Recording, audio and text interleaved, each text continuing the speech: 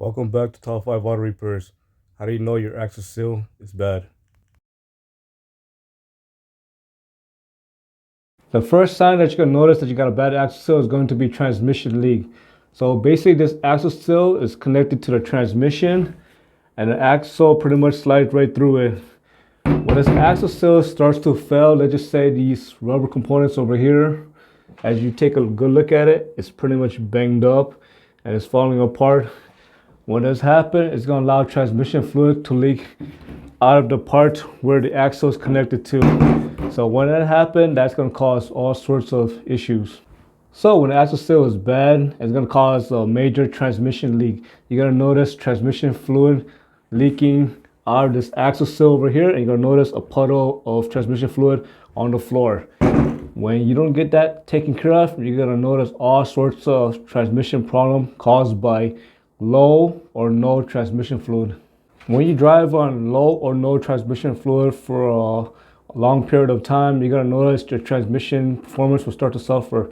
You're going to notice that the transmission light turning on. You're going to notice some sort of shift issue, such as the transmission may not shift properly, may have erratic shifting. The transmission may start to slip. You may notice no response when you put in reverse or drive. You may also notice that the transmission may start to overheat. You may also notice strange noise coming from the transmission, such as maybe some sort of grinding noise, maybe some sort of odd noises that you don't really hear from the transmission. And if it completely fails, you may also notice some sort of whining noise when it's completely giving out, caused by a low or no transmission fluid, because overall that's going to cause your transmission to overheat and burn up internally, caused by something that costs really less.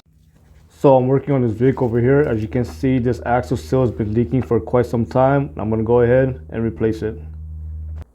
As you can see here, I'm using gray Permatex silicone. I'm going to put a lot of silicone on the axle seal to make sure that it doesn't leak. Also, you want to make sure that you put silicone on the edges of the axle seal before installing. Before installing the axle, you want to make sure the axle is clean. You want to make sure there's no dirt on it or any rocks on it, because if you're going to stick a dirty or bad axle straight into the transmission, you can cause some sort of damage. You may also damage the axle seal as well. So make sure you clean it up very well using a sharp rag, and you can just use pretty much anything just to clean it.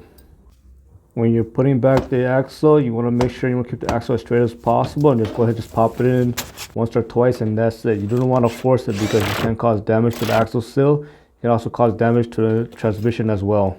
I hope you found this video useful. As always, thank you for watching, and subscribe to Top 5 Auto Repairs.